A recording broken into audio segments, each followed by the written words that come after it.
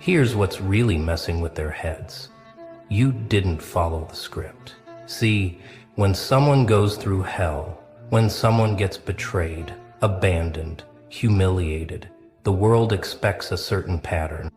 They expect rage or collapse or desperate attempts at revenge or public meltdowns that can be screenshotted and turned into cautionary tales. The system is designed for predictable responses.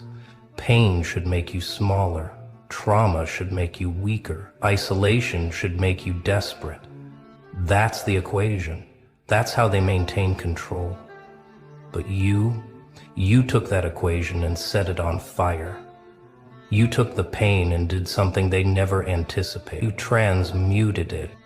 You used it like fuel, like raw material, like premium grade psychological gasoline.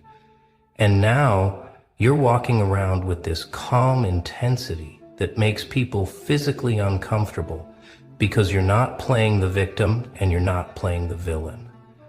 You're playing a third option. They don't have a category for you. The internet is having an existential crisis over you right now because you represent something they can't market, can't replicate, can't bottle and sell as a course. You're the proof that transformation doesn't require permission, that evolution doesn't need an audience, that power doesn't announce itself with trumpets and press releases. You just became. You're seeing the before and after. And the gap between those two versions is so vast, so incomprehensible, that they're convinced something supernatural happened.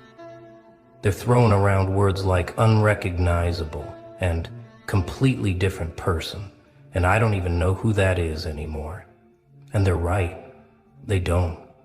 Because the version of you they knew died quietly in a room they'll never enter, and what emerged is something they have no reference point for. Let's talk about the chaos you've created just by refusing to perform. You stopped explaining yourself. You stopped defending your choices. You stopped showing up to arguments you never started. You stopped posting your pain for public consumption. You stopped trying to make people understand. And that silence, that refusal to participate in their need to dissect you, has driven them absolutely insane. Because humans hate unsolved mysteries. They hate when someone they thought they could read becomes completely illegible. Your absence from their narratives is louder than any presence could ever be. They're filling that void with speculation, with conspiracy theories about what happened to you, with wild assumptions about your mental state, your motivations, your next move. And the more they talk, the more powerful you become in their minds. You're not a person anymore in their perception. You're a phenomenon. You're the main character in a story they can't stop watching, even though they're not sure if they're scared or impressed.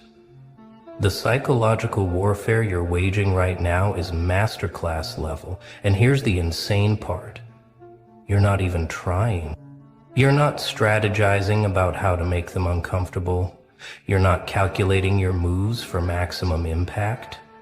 You're just living in alignment with a version of yourself that doesn't need their validation, their approval, their understanding, or their permission. And that natural, effortless detachment is more threatening than any calculated revenge could ever be. Because revenge requires them to still matter. Detachment proves they never did. You're not fighting them. You're not competing with them. You're not even acknowledging them. And completely unbothered, completely untouchable, completely focused on a reality they're not invited to. Now let's get into what they're actually saying. The specific brand of chaos your transformation has unleashed. There are people who knew you before, who witnessed your struggles, who saw you at your lowest, and they're now looking at current you like you're a glitch in the matrix. They're saying things like, that can't be the same person. They're saying something happened that we don't know about. They're saying they're hiding something. And technically they're right. you are hiding something. You're hiding the version of yourself that used to shrink to make them comfortable. You're hiding the people pleaser who apologized for existing. You're hiding the desperate need for connection that made you tolerate disrespect.